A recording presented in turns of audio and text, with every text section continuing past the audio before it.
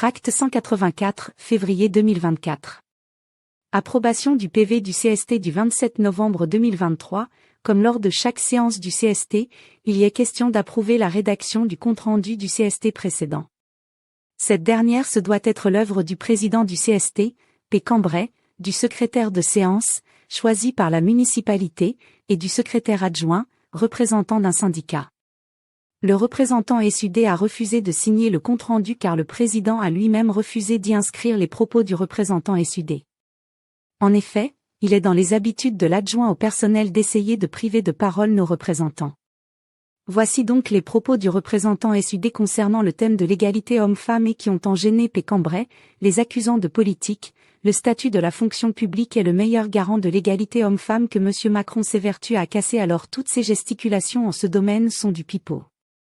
L'adjoint au personnel ne voulait pas entendre ces propos en société, il pourra les lire à satiété. Conclusion, à vouloir tronquer le compte-rendu, ce dernier n'a pas pu être approuvé. Ville GCT et AMP, MCCAS, résultat du sondage sur les 4 minutes supplémentaires par jour et vote.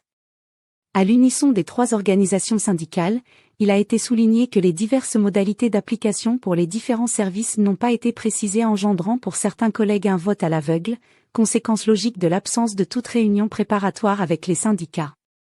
Les représentants SUD ont aussi fait remarquer des difficultés de connexion pour certains collègues ainsi que le faible nombre de participants remettant en cause la légitimité de ce vote. La réponse de l'adjoint au personnel a été que l'autorité territoriale s'appuiera sur ce vote, que la décision était prise. P. Cambray ayant évoqué la pénibilité, le représentant SUD a rebondi sur ce dossier qui fait du surplace. Il y a été répondu que la réduction du temps de travail pour certains services pourrait mettre en cause les jours d'ancienneté. On ne voit pas très bien comment puisque les jours d'ancienneté ne passent pas en conseil municipal. Un représentant SUD a revendiqué une mise en place d'horaires variables pour les collègues en horaires fixes des services techniques et autres, indiquant que cela serait un moyen bien simple entre autres de prendre en compte la pénibilité. P. Cambray refusera sans autre explication. Un représentant SUD a demandé la date de mise en place de ces 4 minutes quotidiennes supplémentaires, réponse au 1er juillet 2024. Ne rêvez pas, le deuxième jour de pont n'est pas offert, nous le paierons à travailler en plus avec le 29 février du fait de l'année bissextile.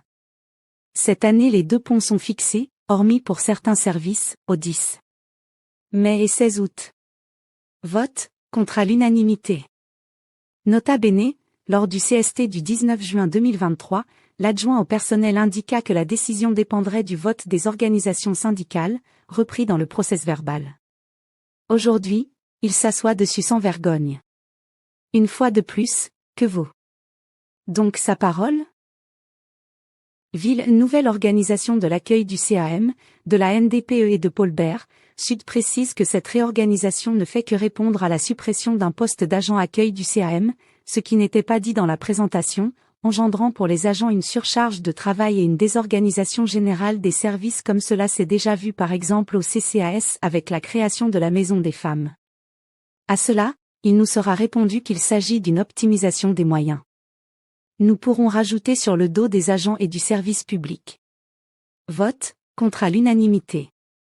Nota bene, il convient de rappeler que comme d'habitude l'essai est mis en place avant de recevoir l'avis du CST et s'il est jugé satisfaisant par l'administration alors la décision définitive est prise et l'information est faite au CST.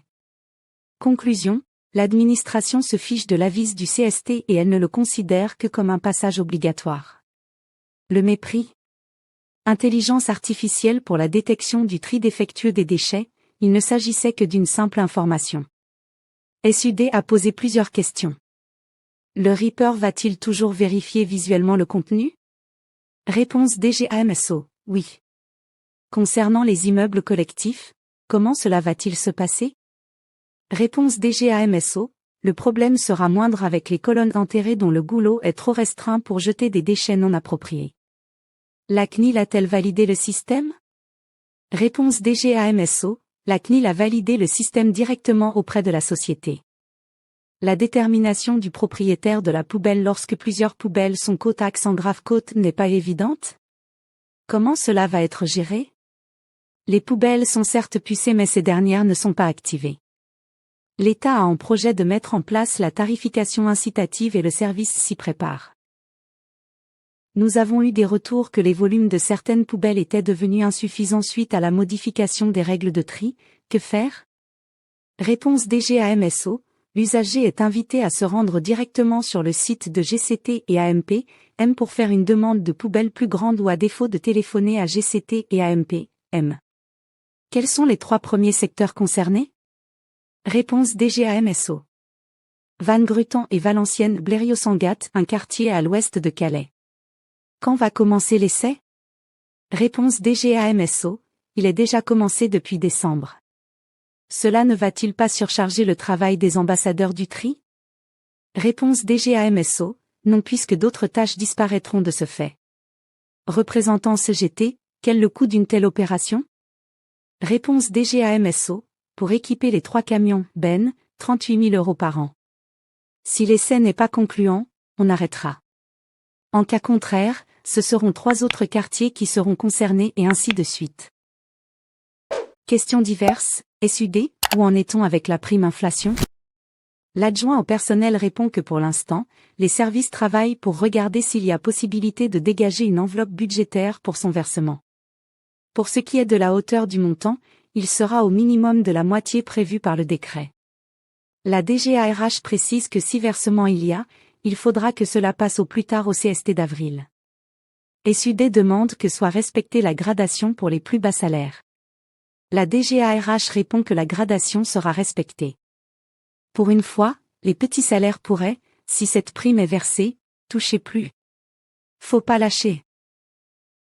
Après avoir pris connaissance du courrier de notre syndicat SUDCT 62, voici la réponse émanant de l'autorité territoriale. Patrice Cambrai. 11e adjoint délégué au personnel président du comité social territorial. A. Madame Hélène Couvreur et Monsieur Ludovic Ferrara. Sud CT 62. Calais, le 13 décembre 2023. Objet, service manifestation, analyse des résidus. Madame, Monsieur.